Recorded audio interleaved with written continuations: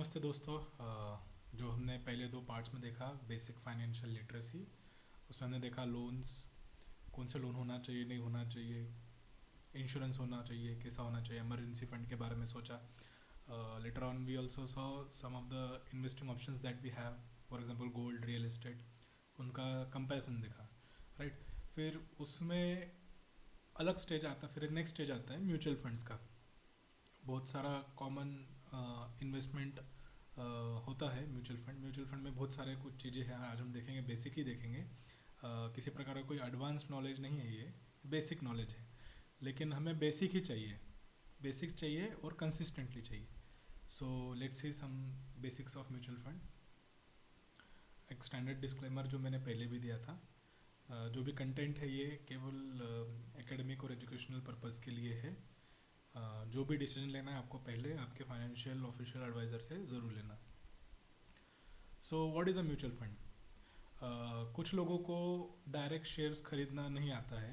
उन लोगों को लगता है कि वो शेयर, कुछ लोगों को लगता है कि वो शेयर खरीद पाते हैं, लेकिन अगर हम ओवरऑल परफॉर्मेंस देखें तो लोगों को इनके बारे में नॉलेज ना होने के कारण वो थोड़े पीछे रह जाते हैं, डायरेक्ट शेयर्स में इन्वेस्ट नहीं कर पाते हैं। तो फिर क्या किया गया, तो एक म्यूचुअल फंड करके एक ऑप्शन बनाया गया कॉमन इन्वेस्टर्स के लिए। और उसमें ये किया गया कि कुछ एक प्रोफेशनल आदमी को रखेंगे जिसको नॉलेज है। राइट। सम प्रोफेशनल आदमी को लेंगे और सब लोग मिलके उसे पैसा देंगे। राइट। सो इस प्रोफेशनल को पैसा देने से क्या होगा, ही will have full time job. हमसे पैसा लेंगे, सपोज सब लोगों ने 100 लोगों ने मिलकर पैसा जमा किया और इनके पास दे दिया। इनको बोला जाता है एएमसी, एसेट मैनेजमेंट कंपनी, जो आपका एसेट है उसको मैनेज करते हैं।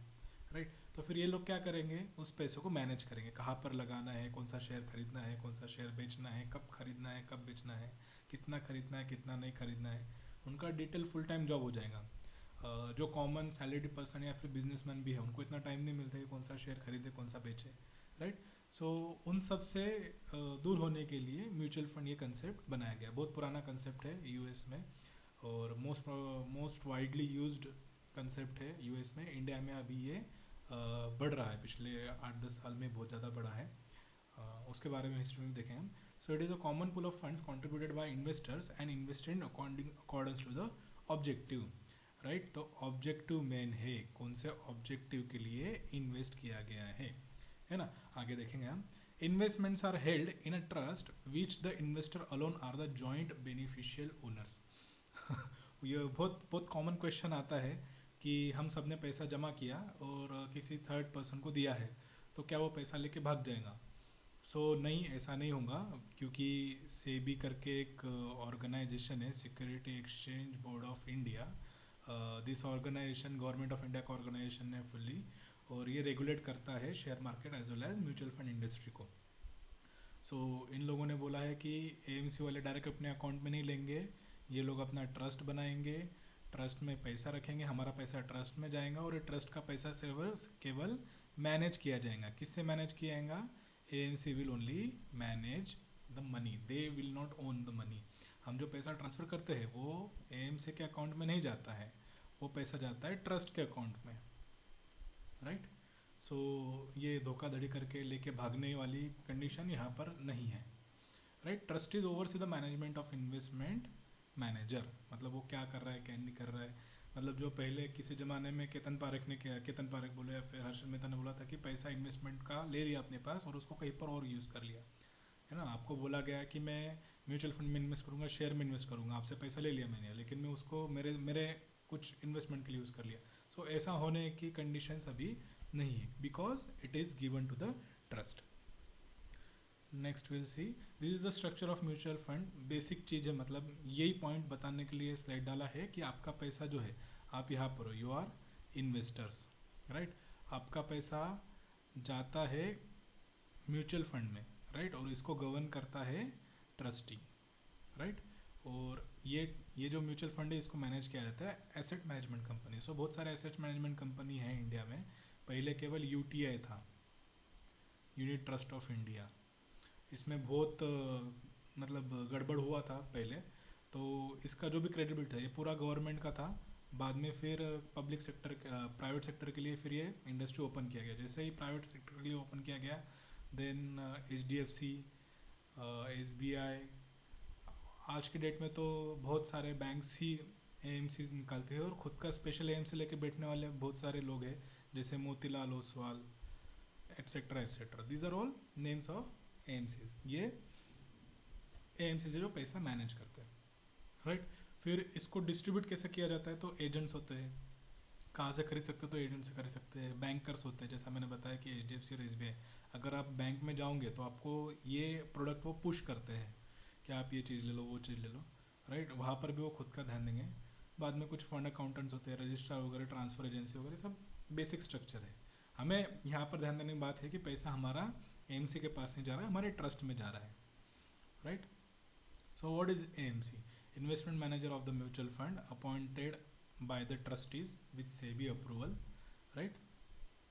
Or trustees and AMC come enter into an investment management agreement required to invest seed capital of 1%, amount raised subject to maximum 50 lakhs, right? ये सब टेक्निकल डिटेल्स है, हमें इसमें ज़्यादा जानने की ज़रूरत नहीं है, राइट।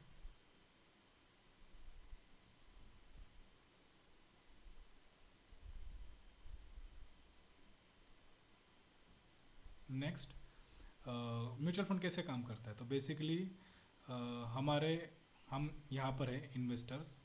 एक इन्वेस्टर नहीं, सब लोग मिल के आ गए, उन्होंने सब ने पैसा बना के पूल बनाया, राइट। पैसे का pool, right, pool the money, और फंड मैनेजर को दे दिया। फंड मैनेजर फिर उसको इन्वेस्ट करेगा। कहाँ इन्वेस्ट करेगा? स्टॉक्स में भी इन्वेस्ट कर सकता है, सिक्योरिटीज़ में। सिक्योरिटीज़ मतलब यहाँ पर आ गया बॉन्ड्स वगैरह, राइट। और फिर that will generate returns, right. Again जब रिटर्न बनेगा it will be divided back to investors, right. Basic concept. मतलब हमने क्या किया, डायरेक्ट इन्वेस्ट करने से अच्छा हमने क्या किया, एक प्रोफेशनल आदमी को रखा and that will do the job.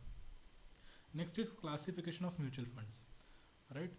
So open ended funds. Open ended मतलब आज निकला है, आज लॉन्च किया है कंपनी ने कि ये म्यूचुअल फंड है, for example large cap fund है, आज लॉन्च किया है। तो जब तक ये फंड रहेगा 10 साल, 20 साल, 25 साल, आप इस फंड में कभी भी सब्सक्राइब कर सकते हो। आपको ऐसा लगा कि आज सब्सक्राइब नहीं करना है, 1 साल बाद करना है, तो आप 1 साल बाद भी कर सकते हो। दूसरा आता है क्लोज एंड फंड, मतलब एक ही टाइम आपको अपॉर्चुनिटी दिया जाएगा, जिस दिन फंड खुलेगा उसी दिन आप इसमें इन्वेस्ट कर सकते हो, राइट। एक बार वो फंड बंद हो गया, कंपनी ने पैसा लेना बंद हो गया, तो फिर इसमें नया सब्सक्रिप्शन लिया नहीं जा सकता है, right.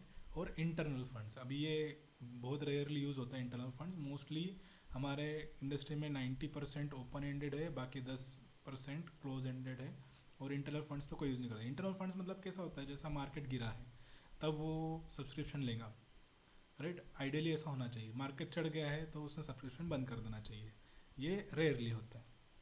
Based on investment objective, so debt funds, equity funds, hybrid funds. Debt funds हमने देखा कि debt fund is nothing but bonds, right. Government bond होते हैं, कॉर्पोरेट बॉन्ड होते हैं, प्राइवेट सेक्टर के बॉन्ड होते हैं उसमें, राइट। सो कॉमन मैन हर कंपनी के पास जाके बॉन्ड खरीद नहीं सकता है, तो इट्स बेटर वे, अगर बॉन्ड्स में इन्वेस्ट ही करना है तब better way is to buy debt funds. Debt funds में भी म्यूचुअल फंड होता है, राइट। यहाँ पर आप एक्सपेक्ट कर सकते हो up to 8% of return, 8 to 10% of return, right. जितना ज़्यादा रिटर्न कम उतना ज़्यादा सेफ्टी बढ़ेगा, जितना ज़्यादा रिटर्न उतना ज़्यादा रिस्क बढ़ेगा।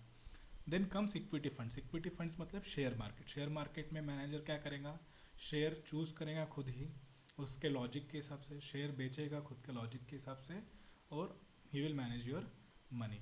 यहाँ पर आप एक्सपेक्ट कर सकते हो वैरायटी ऑफ फंड्स है, मतलब आप रेंज इसका कुछ बता नहीं सकते हो, लेकिन ओवर द लॉन्ग टर्म आप एक्सपेक्ट कर सकते हो 15%, अगर फंड अच्छा है तो। हम इसके बारे में डिटेल आगे देखेंगे, राइट। और थर्ड होता है हाइब्रिड फंड्स। जैसा अभी फॉर एग्जांपल मार्केट बहुत आज हाई पे है, राइट। जब मैं वीडियो बना रहा हूँ तब निफ्टी 18,000 के आसपास है, market is at all time high. तो इस सिचुएशन में हमें क्या करना चाहिए, इक्विटी का अलोकेशन कम कर देना चाहिए, शेयर्स थोड़े बेच देने चाहिए, और डेट में हमने पैसा बढ़ा देना चाहिए, राइट। और last year for example March 2020, right, March 2020 में यही इंडेक्स आपका 7,000 8,000 के आसपास था, राइट? तो in that condition we should have increased our equity allocation and reduce debt allocation, right? तो ये जो भी काम है ये काम करता है हाइब्रिड फंड, राइट? यहाँ का जो फंड मैनेजर है इक्विटी का fund manager, he will only deal in equities. यहाँ का जो fund manager that will only deal in bonds, right? यहाँ पर एलोकेशन वो चेक नहीं कर रहे हैं. जो भी पैसा आएगा डेट में 100%, आपने 100 रुपये दिया तो 100 रुपया वो डेट में डाल देगा. आपने इक्विटी वाले में 100 रुपये दिया तो 100 रुपये के शेयर खरीद लेगा. आपने अगर हाइब्रिड में पैसा डाला है तो फिर वो दिमाग लगाएगा. क्या दिमाग लगाएगा कि भैया इक्विटी में कितना डालना है, 60% रखना है, 70% रखना है या कम करना है. So such kind of portfolio allocation that is happening in hybrid fund, right? Next is based on investment style. Passive funds are nothing but index fund. इसके बारे में हमने कल देखा कि जो पैसिव क्यों बोला जाता है, क्योंकि हम इसमें कुछ कर नहीं रहे हैं, ना ही फंड मैनेजर कुछ कर रहा है, राइट? क्योंकि इंडेक्स तो ऑलरेडी बना हुआ है. कौन से इंडेक्स है? मेजर इंडेक्स हमारे पास सेंसेक्स है और निफ्टी है, ये तो बना हुआ है. इसके जो कॉम्पोजिशन है, सेंसेक्स के 30 कंपनी और निफ्टी के 50 कंपनी, इसका जो कॉम्पोजिशन है वो कोई फंड मैनेजर चेंज नहीं कर रहा है, राइट? तो उसको पैसा क्यों दिया जाए, right? He is not actively involved in selection of the funds, right? So इसी वजह से इंडेक्स फंड का जो चार्जेस होते हैं, एक्सपेंस रेशो हम आगे देखेंगे, वो बहुत कम होता है. वेयर एज एक्टिव फंड्स मतलब जो फंड मैनेजर है, जो एएमसी का फंड मैनेजर है, he will alone select the shares, कब खरीदना है कब बेचना है वगैरह वगैरह, राइट? सो ये ब्रॉड एक टर्मिनोलॉजीज म्यूचुअल फंड में यूज होती है. हमने ऑलरेडी देख लिया. Open ended funds, no fix maturity date, accept continuous sale and repurchase request, मतलब जब तक चालू तब तक लेंगे, right? Unit capital is not fix. Close ended fund में क्या होता है? Run for a specific period, right? अगर आज क्लोज एंड फंड में आपने आज पैसा डाला है तो 10 साल के लिए लेगा, 5 साल के लिए लेगा, right? That, right? Debt funds invest in short and long term debt instrument, aim to provide regular income, right? जो 60 प्लस एज के हैं उनके लिए स्कीम आता है monthly income scheme, MI scheme. Post office का भी आता है, वैसा ही इनका भी आता है, राइट? तो जो भी इंटरेस्ट इनको मिलता है वो मंथली पे आउट हो जाता है. Equity funds invest in equity securities, aim to provide growth and capital appreciation. देखो ऑब्जेक्टिव ही अलग है. यहाँ पर ऑब्जेक्टिव क्या है? ग्रोथ चाहिए और कैपिटल एप्रिसिएशन चाहिए over the long term. Hybrid का क्या है? Combination of equity and debt, right? Proportion in equity debt में वेरी, राइट? और ये किसके डिस्क्रिप्शन पे रहेगा? जो फंड मैनेजर रहेगा उसके डिस्क्रिप्शन पे रहेगा. वो चाहेगा तो पूरा पैसा इक्विटी में डाल सकता है, पूरा पैसा डेट में डाल सकता है. Percentage wise he can take decisions.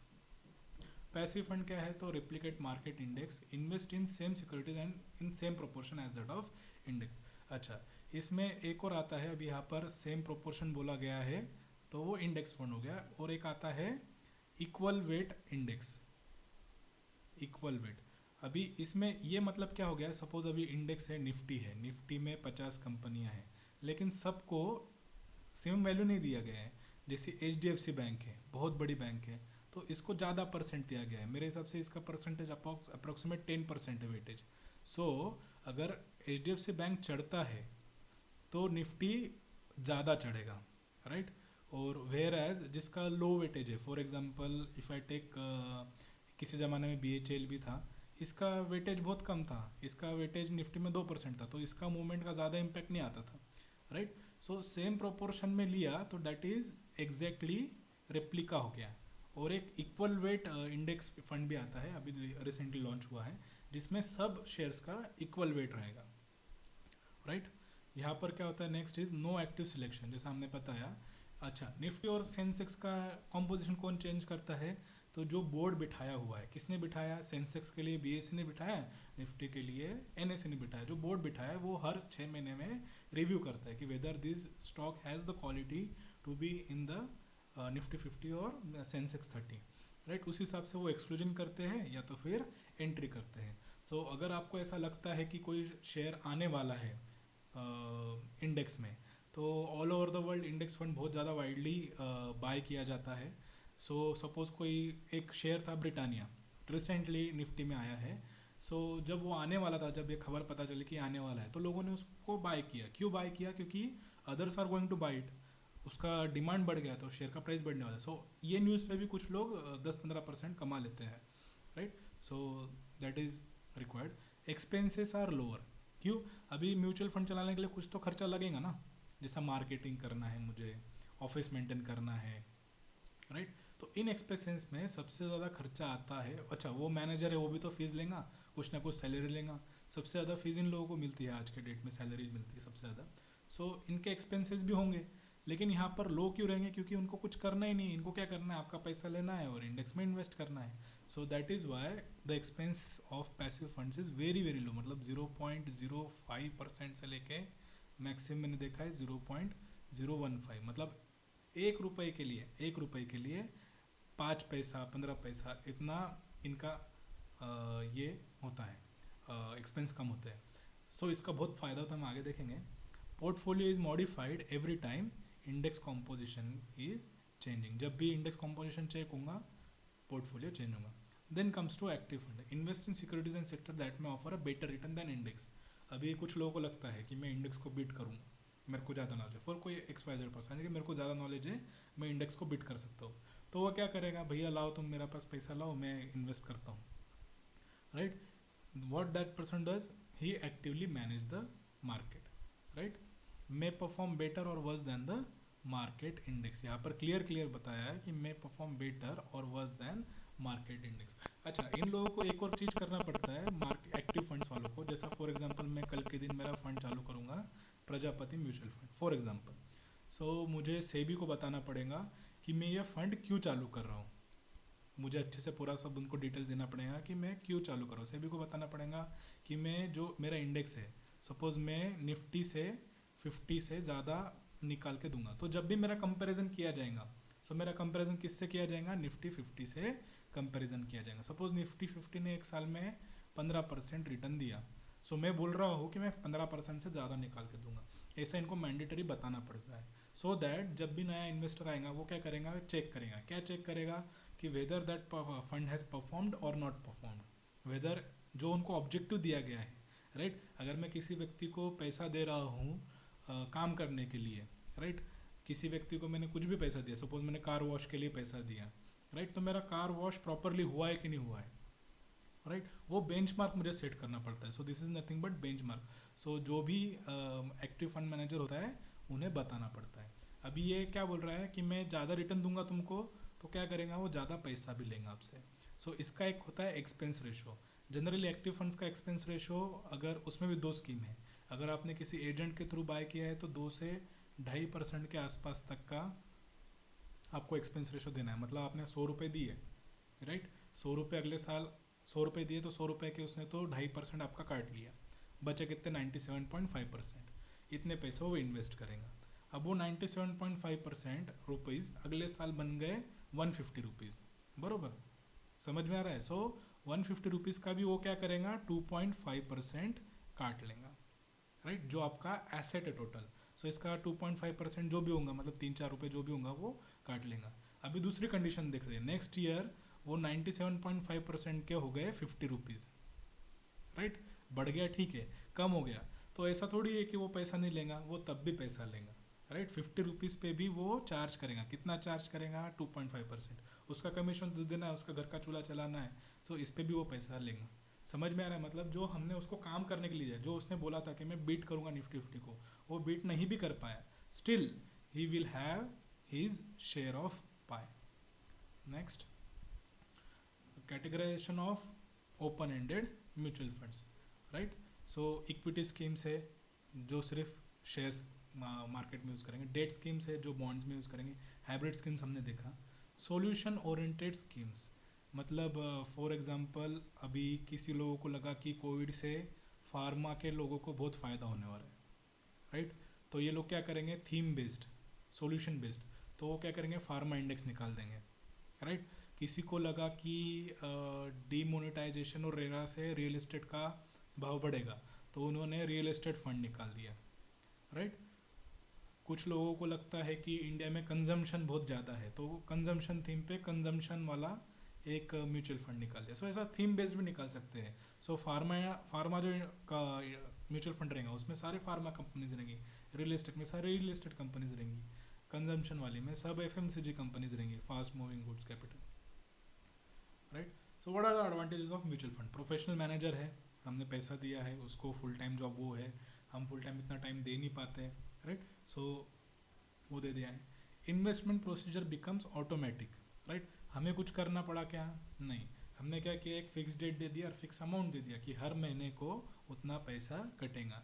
So EMI में, ईएमआई इक्वेटेड मंथली इंस्टॉलमेंट्स वगैरह जो भी है, ईएमआई में आपके पैसे से कोई और पैसा कमा रहा है, और एसआईपी में आप पैसे से पैसा बना रहे हो। जो हमने फाइनेंशियल लिटरेसी में देखा था कि हमें पैसे से पैसा बनाना है, हमें दूसरे को हम अपने पैसे से पैसा नहीं बना देना है। सो ईएमआई में आपका वेल्थ बन नहीं रहा है, एसआईपी में आपका वेल्थ बन रहा है, right. No need to time the market, जो चल रहा है वो चल रहा है। मैंने बहुत सारे एग्जांपल्स देखे हैं साथ में, जो कलीग्स बोले या फिर सीनियर्स बोलो, जो 2005 से 4 से जिन लोगों को थोड़ा बहुत नॉलेज था उस समय पे 15-20 साल में रेगुलर डाला पैसा, और ऐसा नहीं किया बहुत कुछ चेंज किया, कुछ चूज़ किया।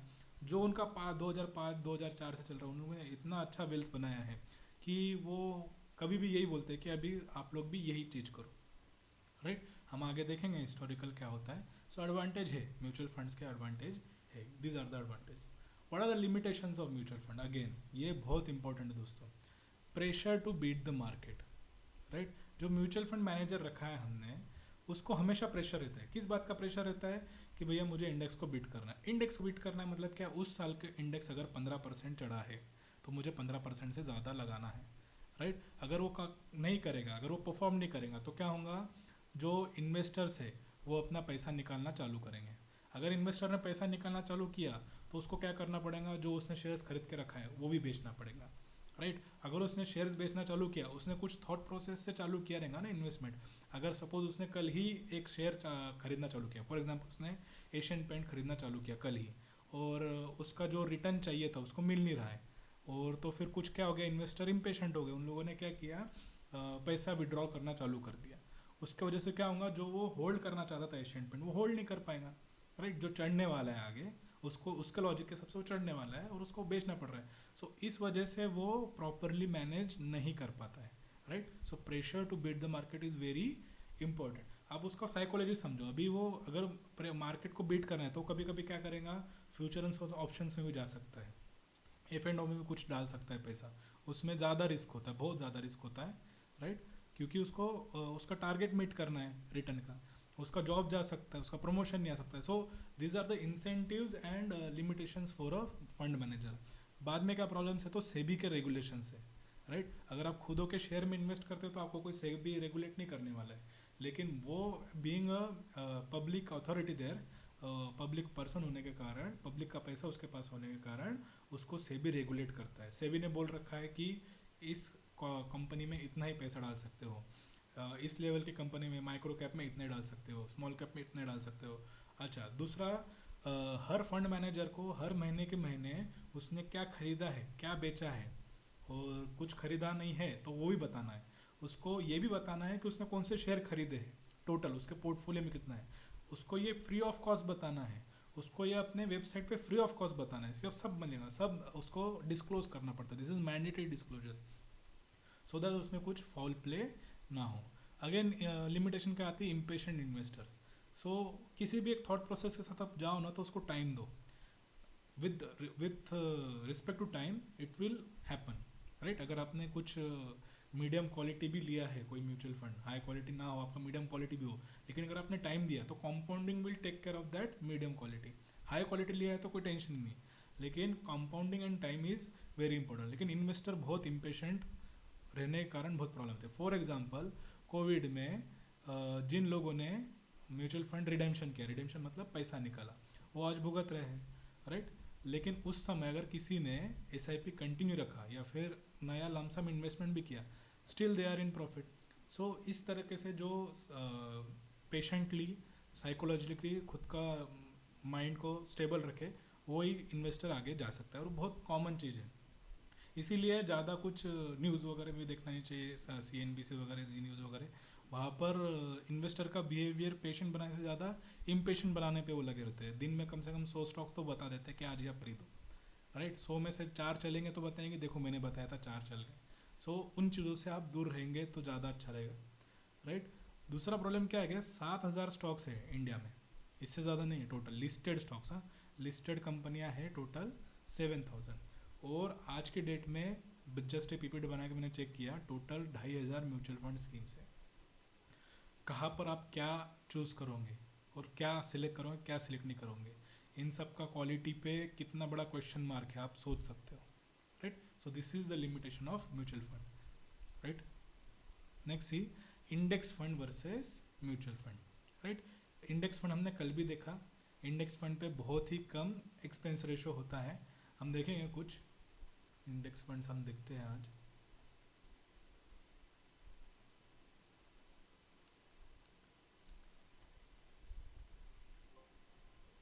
We will go online and see.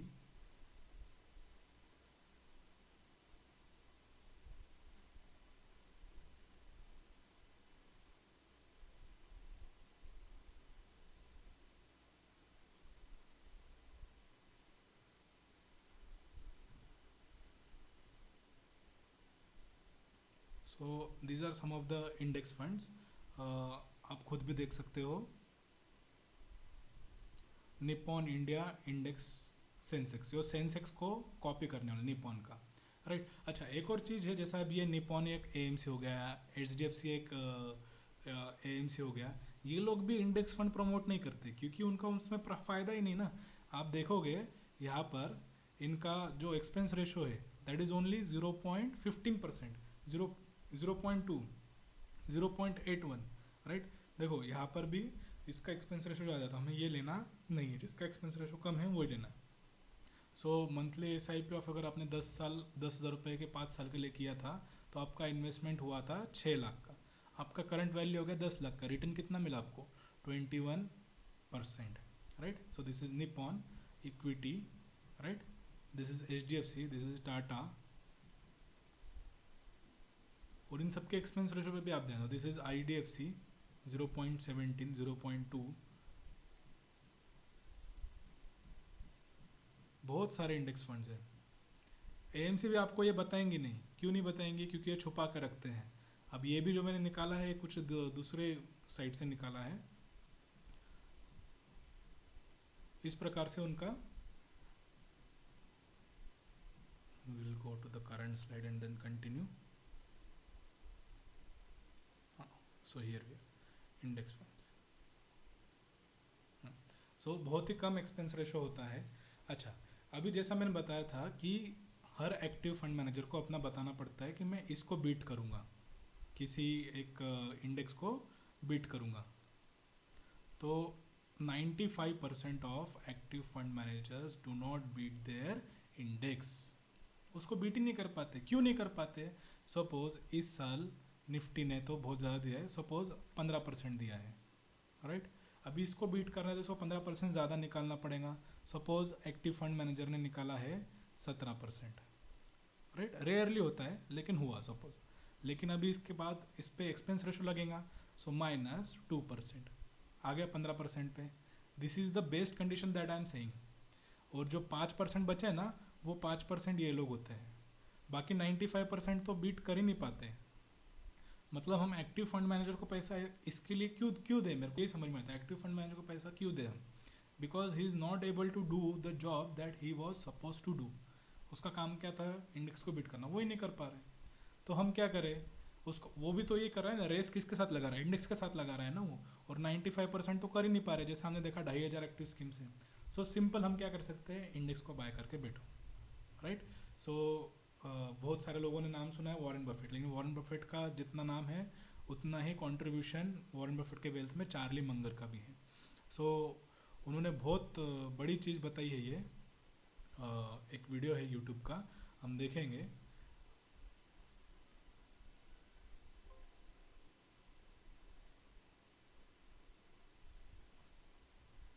उनको किसी ने पूछा कि भैया क्या करना चाहिए, नए इन्वेस्टर ने क्या करना चाहिए।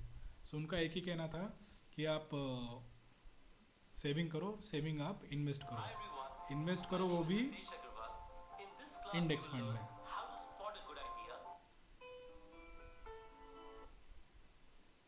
Another issue, of course, that's happened in the world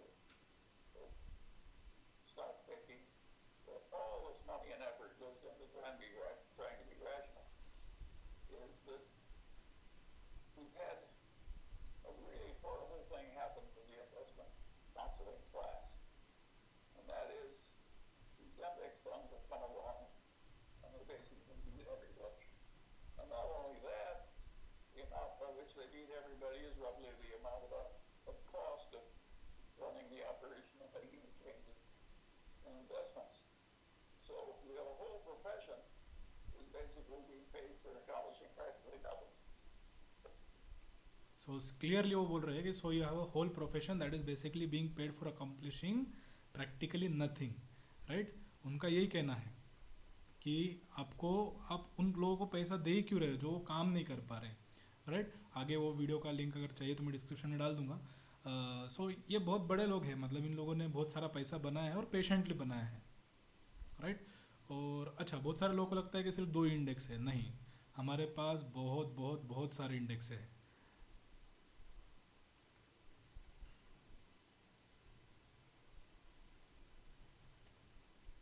हम वो इंडेक्सेस देखेंगे अभी,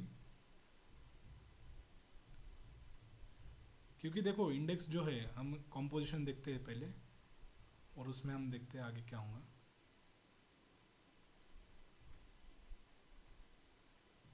आज का निफ्टी 50 का कॉम्पोजिशन देखते हैं।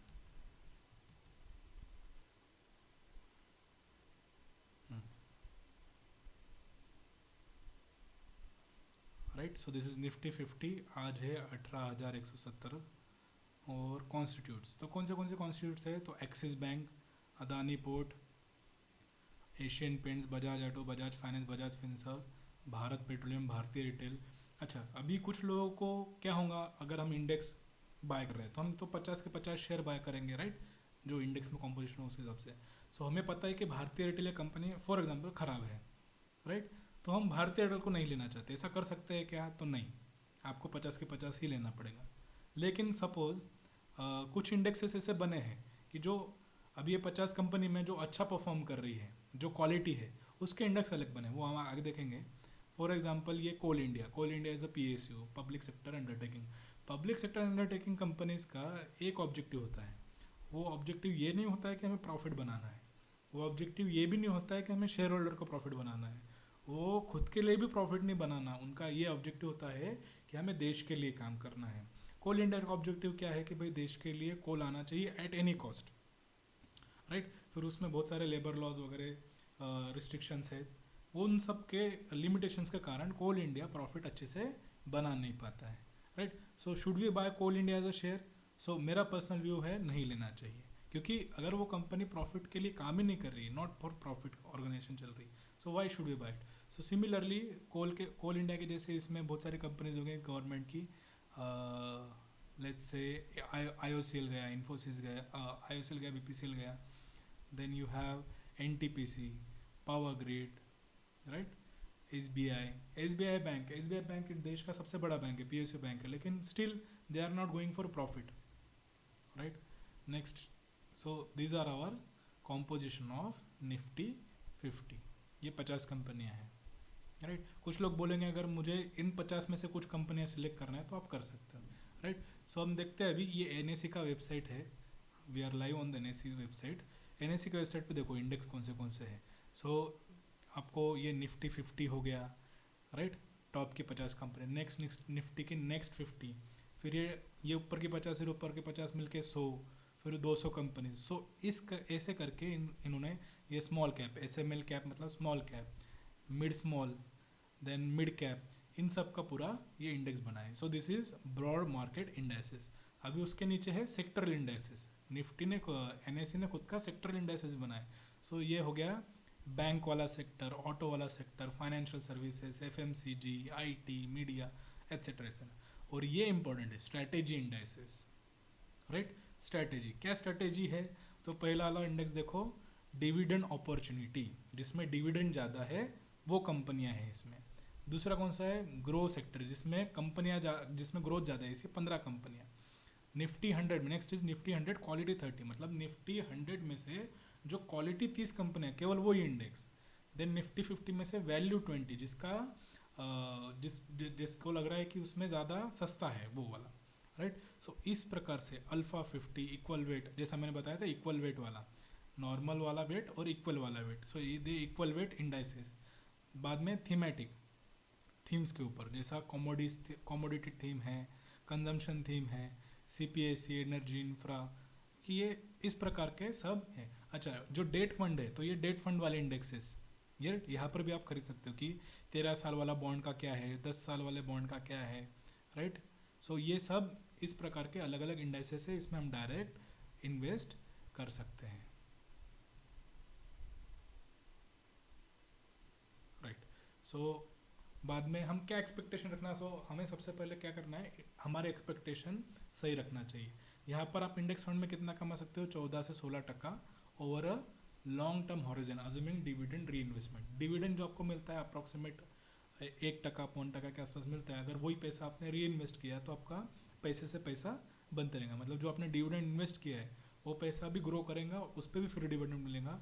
इस प्रकार से वो एक कंपाउंडिंग चेन चालू हो जाता है। सो हम देखते हैं कि अगर 14 से 16% आपने कंटिन्यूस इन्वेस्टमेंट किया, सो एक वेबसाइट है जहाँ पर आप ये सब कैलकुलेशंस कर सकते हो, SIPcalculator.in।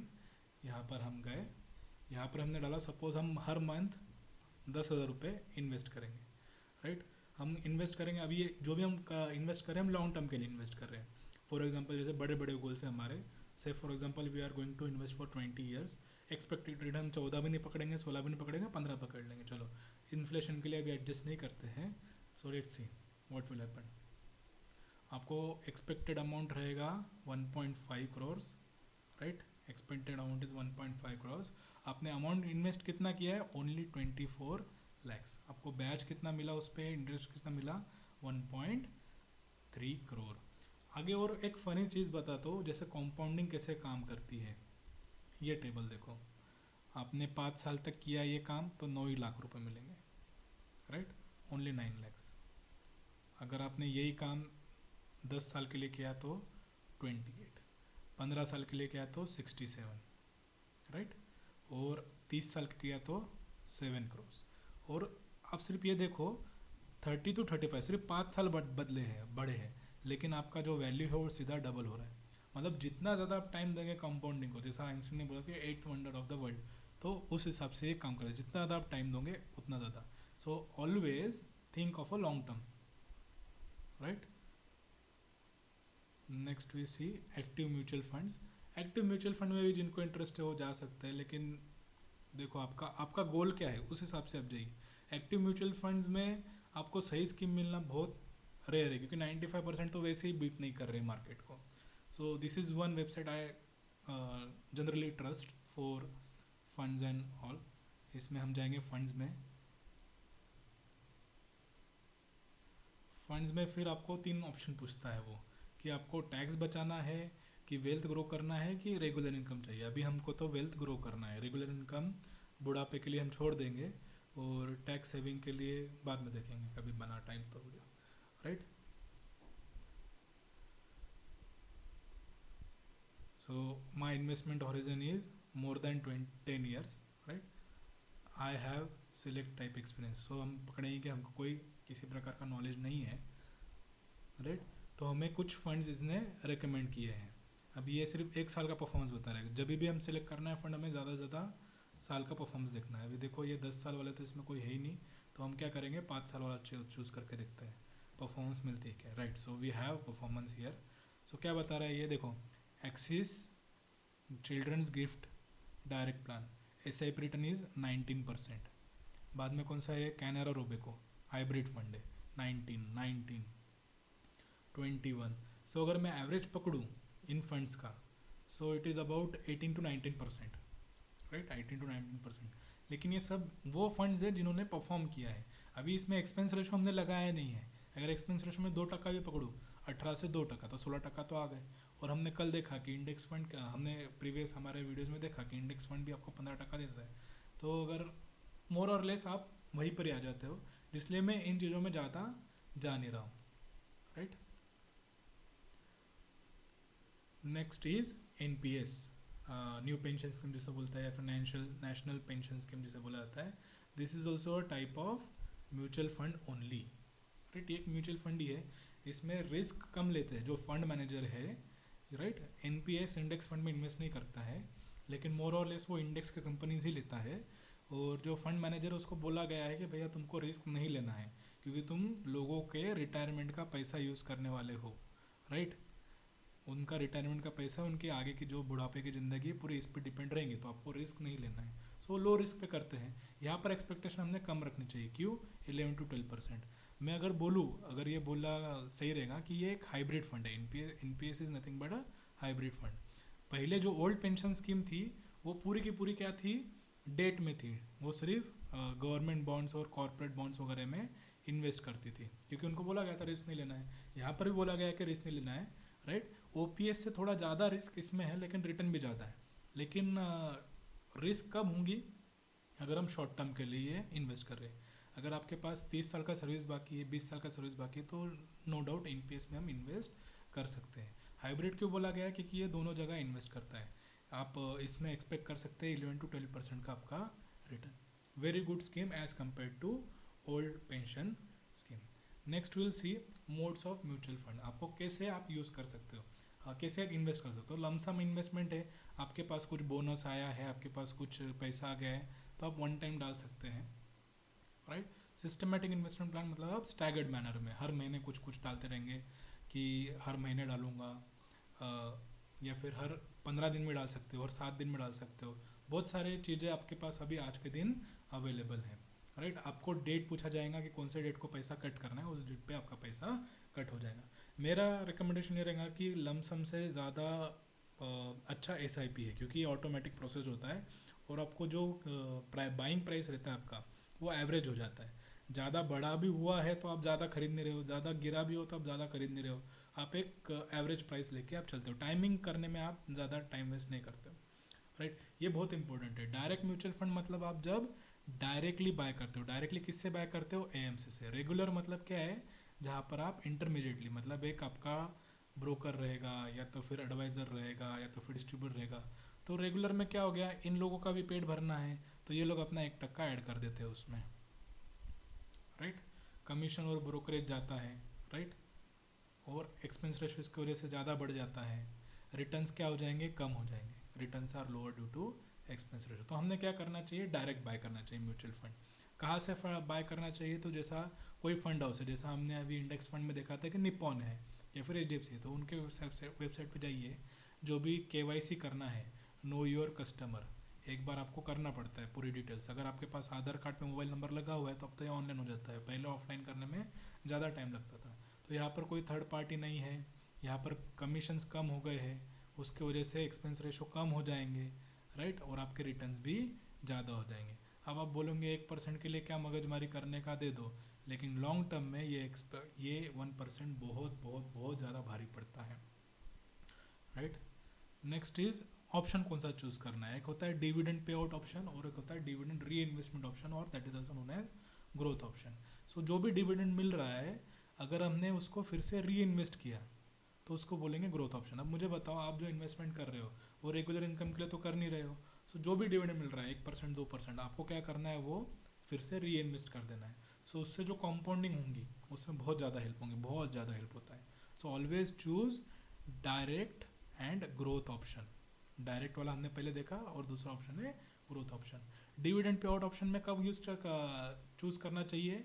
जिनका एज अभी 60 के ऊपर हो गया है, जिनका रेगुलर इनकम नहीं है, जिनको मंथली इनकम चाहिए, they can opt for dividend pay out option. ये रिस्कोमीटर होता है, ये सेबी ने बोला गया है, ये मैंडेटरी है। हर फंड मैनेजर को अपने म्यूचुअल फंड के बारे में बोलना होता है। Low risk to very high risk, right. और ये हो गया मॉडरेट हाई रिस्क। सो अलग अलग प्रकार के लेवल है, हर जगह रिस्क यहाँ से यहाँ तक बढ़ते जा रहा है, right. It helps to align the risk that a fund carries with the risk profile of the investor, right. Equity asset class जो है वो वोलेटाइल होता है, तो उसमें रिस्क ज़्यादा बोला गया है। लेकिन हमने कल एक चार्ट देखा था कि over the long term volatility का जो रिस्क है वो कम हो जाता है। सो अगर आप इंडेक्स फंड ले रहे हो या फिर लार्ज कैप कोई फंड ले रहे हो, तो ओवर द लॉन्ग टर्म ये रिस्क कम हो जाएगा। डेट फंड में जैसा कि ओल्ड पेंशन स्कीम था, वहाँ पर रिस्क कम है और रिटर्न भी कम है, राइट। और हाइब्रिड जो फंड है उसमें मॉडरेट रिस्क है। क्यों? क्योंकि उसमें दोनों कॉम्पोजिशन है। सो इस प्रकार से एक मैंडेटरी डिस्क्लोजर होता है। यहीं पर ही हम रुकते हैं म्यूचुअल फंड के बारे में। किसी को कुछ लगा इसमें और कुछ जानकारी चाहिए रहेगी तो please do comment below. Thank you.